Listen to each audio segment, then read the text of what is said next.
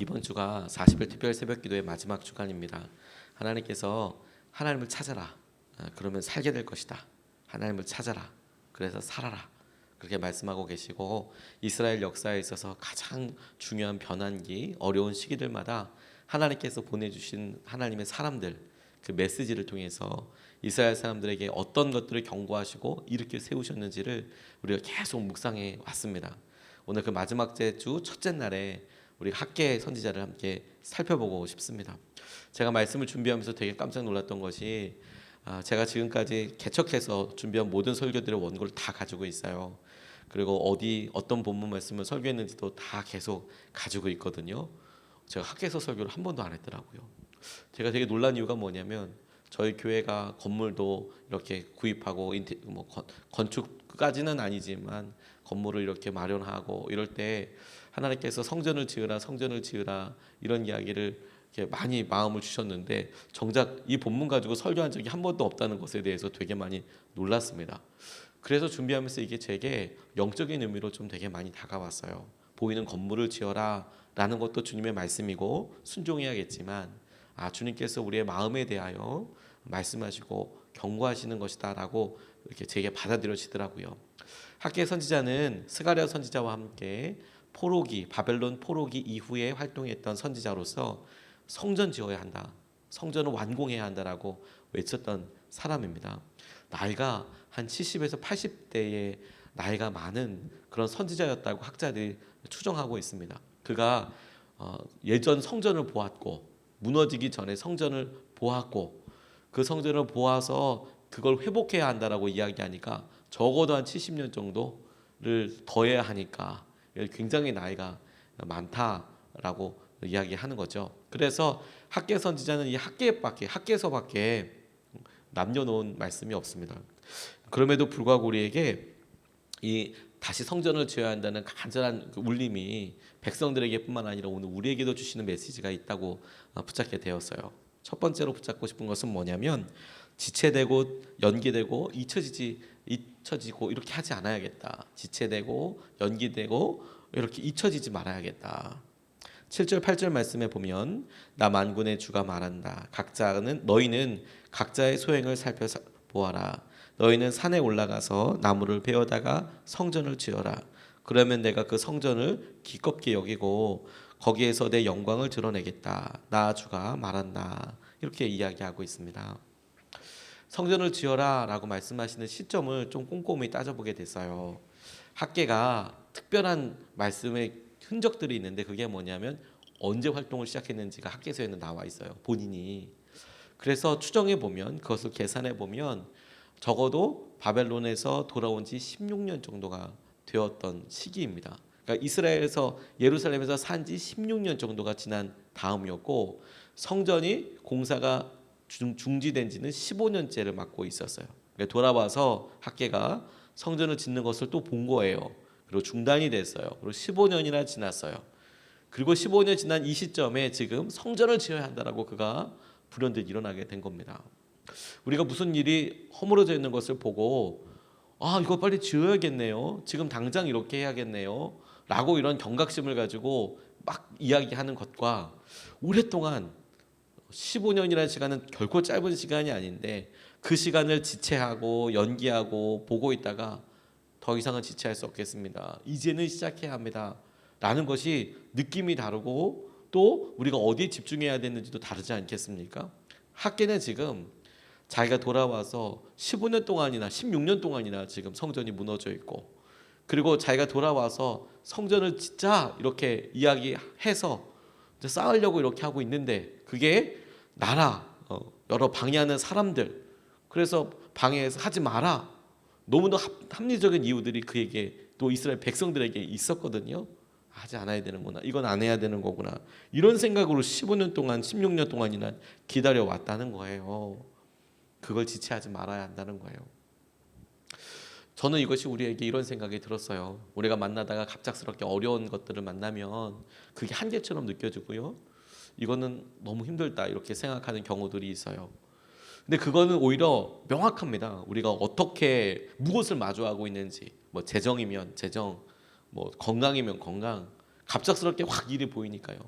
근데 우리 삶의 믿음의 한계 중에서 진짜로 우리를 옥매고 있는, 올가매는 게 뭐냐면 오랫동안 15년 동안이나 무너져서 회복되지 않고 16년 동안이나 돌아와서 봤지만 무너져 있는 그 성전에 대해서 그냥 가만히 있을 수 있겠더라는 거예요.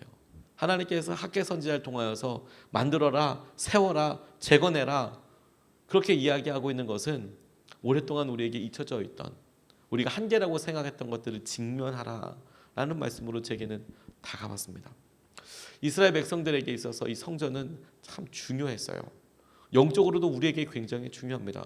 왜냐하면 학계가 지금 이야기하는 것은 금발라서 뭐 좋은 성전을 지어라라는 것에 중심이 있지 않아요. 성전에 이스라엘 백성들에게 갖고 있는 의미가 뭐냐면 하나님께서 언제든지 너희들의 말씀을 따라서 내게 나아오면 하나님이 그들아 드리는 예배를 받으시겠다 이렇게 약속하여 주신 거거든요. 성전이라는 곳이 하나님과 백성들 사이에 혹은 백성들 사이사이에 있었던 어려움, 죄에 대해서 내가 언제든지 내가 너에게 명령한 방법과 내가 너에게 제시한 길을 따라서 너희들이 예배하면 내가 그곳에서 너희들의 예배를 듣고 기도를 듣고 내가 너희들을 사하고 언제든지 너희에게 귀를 기울이겠다라는 약속이었거든요. 근데 그게 무너져 있는 거예요. 하나님과의 관계가 무너져 있고 하나님께서 하시는 일에 대해서 더 이상 마음이 반응하지 않는데도 무너져 있는 것에 대해서 학계가 보이는 성전, 그러나 하나님과의 관계에 있어서 제일 중요한 그 마음의 우선순위, 그걸 회복하라고 이야기하는 거예요. 하나님께서 그렇게 할 때 하나님의 영광을 드러내시겠다. 하나님께서 이곳에 임재하고 계시고 하나님께서 함께 하시는 은혜와 충만함을 보여주시겠다. 이렇게 말씀하고 계시는 겁니다. 이게 우리에게 능력이고 이게 우리에게 하나님께서 강조하시는 것이라는 생각을 하게 됐어요. 제게 연말이 되면서 하나님께 기도하고 있는 제목들 중에서 거의 매년마다 주님 앞에 다시 질문하고 나는 기도 제목이 있습니다. 목회를 하고 여러 성도님들을 만나고 하면서 제게 기쁨도 있고 간증도 있고 하지만 교회 보이는 여러 일들에 대해서도 기도하고 하나님께 어떻게 어디까지 얼마나 이런 질문들을 많이 하거든요. 그러면 하나님께서 제 마음속에 여러 일들을 드러내시기도 해요. 그래서 이번에 가서도 같은 목사님들에게도 같이 서로 기도 제목도 부탁하고 이야기하면서 제가 그런 이야기를 여쭤보고 또 귀를 기울였어요. 그게 뭐냐면 사역을 하고 하나님의 일대로 이렇게 나아가다 보면 회의를 하기도 하고 결정을 하기도 하고 그러면 어디까지가 욕심인지 어디까지가 하나님께서 원하시는 것인지 이게 민감하게 계속 경계를 탈 때가 있는 거예요. 여기서 조금 더 넘어가면 이게 욕심 아닌가 싶고 그리고 이거 내가 너무 가만히 있는 거 아닌가? 하나님께서 뭔가 일을 하시는데 내가 그냥 아무 반응을 안 하고 있는 거 아닌가? 이런 생각이 들 때도 있는 거예요. 그래서 이 두 가지가 묘하게 계속 교차가 되는 거예요. 그래서 나름 기도하면서 말씀을 보면서 계속 분별하고 나가지만 사람이라는 게 실수가 있으니까 이렇게 연말이 되면 이제 다시 점검을 해보는 거예요.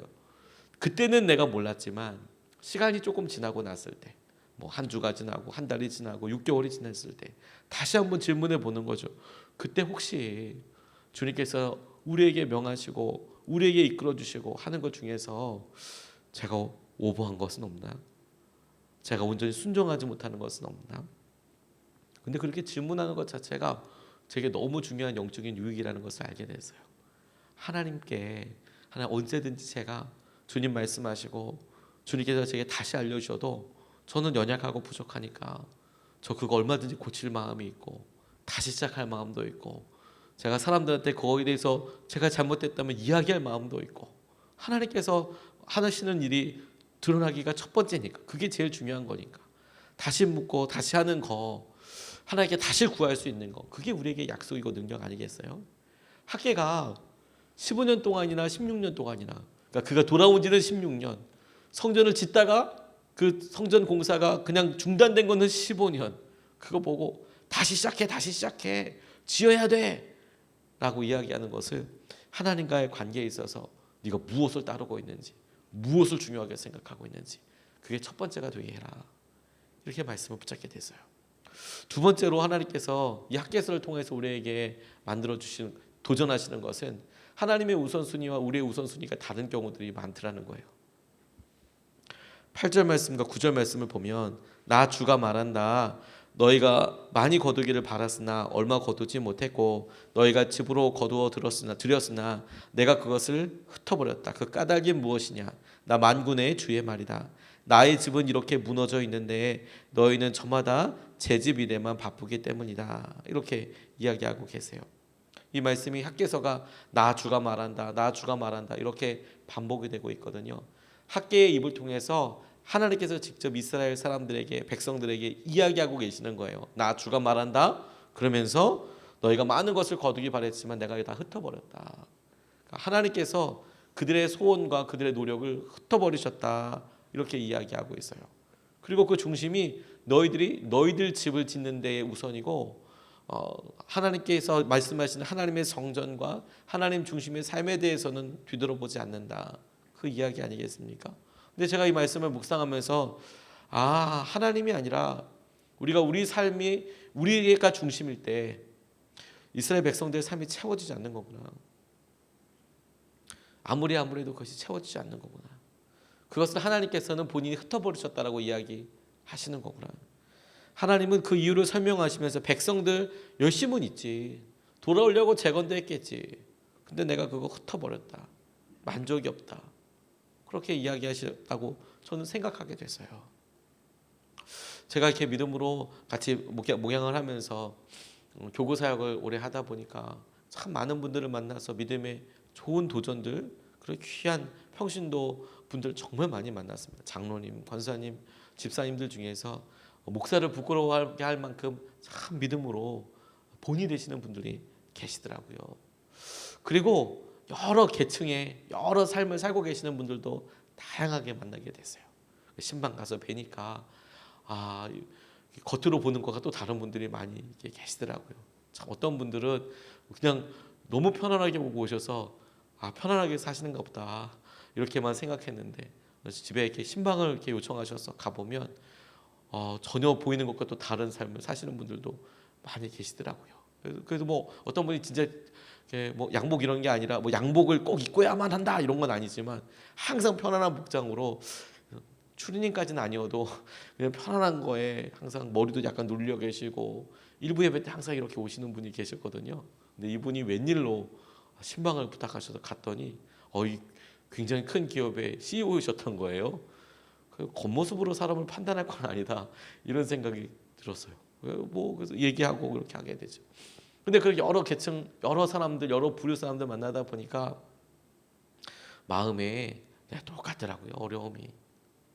어떤 분들은 재정이 없다고 하더라도 재가 모자라고 몇몇 사람들이 모자란 것처럼 얼마 없어서 모자라는 게 아니라 훨씬 큰 액수의 단위가 모자란 거더라고요. 큰 액수의 단위가 모자라서 하나님 앞에 겸손하게 내어지게 되고, 그리고 이렇게 우리가 보기에는 저런 삶 저렇게 많은 것들 채워주고 있는데 왜 저렇게 힘들어하실까 싶어도 그런 물질의 양과 갖고 있는 직위나 지위나 명예가 사람의 마음을 채울 수 없다는 것을 저 참 많이 봤어요. 그게 우리를 겸손하게 만드는 부분이고 그게 우리를 하나님 앞에 바짝 엎드리게끔 나아가게 하는 통로이고 방법 아니겠습니까? 이게 사실 되게 중요하고 우리를 도전하는 거잖아요. 하나님께서 그거 흩어버리셨다는 거예요. 네 마음에 그거 들어와도 우리 안에 그거 만족함이 없으면 그거 아무것도 아니죠. 아무것도 아니에요. 심지어 실제로 우리의 삶을 그렇게 흩어버리기도 하세요. 흩어버리기도 하세요. 우리가 하나님의 우선순위가 우리의 우선순위가 다를 때, 우리가 우리의 것에 집착할 때 하나님은 하나님이 원하시는 것, 그것을 하나님의 계획을 우리가 보지 못할 때 그거 흩어버리세요. 미국의 어떤 분이 큰 전력회사에 근무하셨대요. 그런데 뛰어난 성적과 타고난 열심으로 엄청나게 성공을 하셨나 봐요. 그래서 7개월 만에 승승장구해서 고액 연봉자 반열에 올랐답니다. 막 승진도 하고 실력으로 이제 막 올라가서 그렇게 되니까. 그러니까 승진 속도가 빠른 만큼 본인이 희생한 것도 되게 많았어요. 당연히 시간은 열심을 하다 보니까 집에 거의 들어가지도 못하고 열심으로 이제 회사 일만 했죠. 그러니까 빠르게 성장하는 만큼 가족과 신앙에서 거의 반비례해서 막 급락하는 거죠. 속도가. 가정의 친밀감도, 내가 믿음 생활을 해야 돼 열심히 하기 위해서 붙잡고 있었던 여러 기준들도 다 지키지 못하고 우선순위가 완전히 바뀌게 되는 거죠. 그러니까 이제 아내가 제일 먼저 이제 마음에 아픔이 없고 그 부부 사이의 관계가 제일 먼저 사달이 나는 거죠. 한 달에 한 사흘밖에 저녁 식사를 가족이 못했다는 거예요. 거의 집에도 안 들어오고 저녁 식사를 하는데 한 달에 4번, 한 달에 4번. 그러니까 아내가 진절이 나기 시작해서 이 삶에 대해서 계속 이렇게 가니까 남편의 자리는 점점 커지고, 그렇게 하면서 집도 점점 큰 데로 가고, 가구도 막 더 좋은 걸로 이렇게 바꿔가고, 차도 좋은 걸로 바꿔가고. 그런데 아내는 이건 정말 내가 원하는 삶이 아니라고 이렇게 생각이 됐대요. 그런데 남편 K 씨는 계속 그거에 대해서 열심히 하니까 우리가 따로 살아야겠다 이런 생각이 드셨나 봐요. 못 살겠다, 이렇게는 안 되겠다. 그런데 이런 삶에 하나님이 개입하셔서 그의 삶을 조정하셨대요.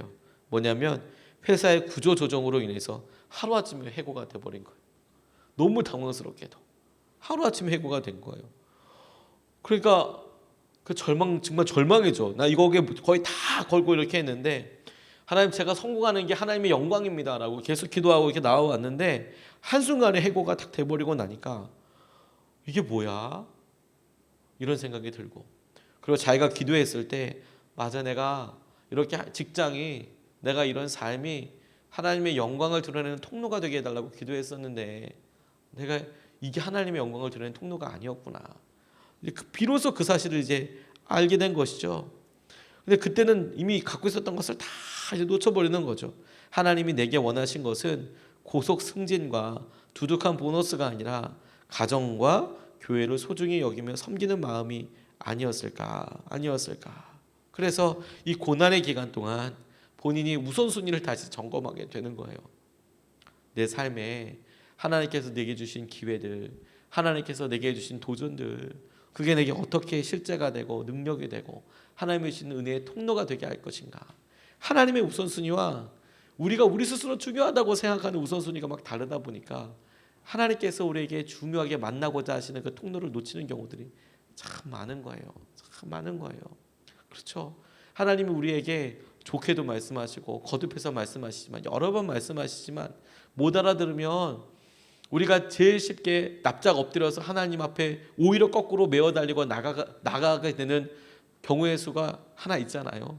고난이 확 닥쳐버리면 우리의 피로와 우리의 마음에 좌절을 한번 겪게 되면 진짜 겸손하게 납작 엎드려서 주님을 찾게 되잖아요. 근데 주님이 꼭 우리에게 고난을 주시는 것이 목표가 아니세요. 찾아라, 다가와라, 돌이켜라 말씀하시는데, 말씀하시고 다시 마시고 고쳐 말씀하셔도 듣지 않으면, 그러면 거기까지 방법이 가게 돼서 주님을 바짝 찾게 되는 거더라고요.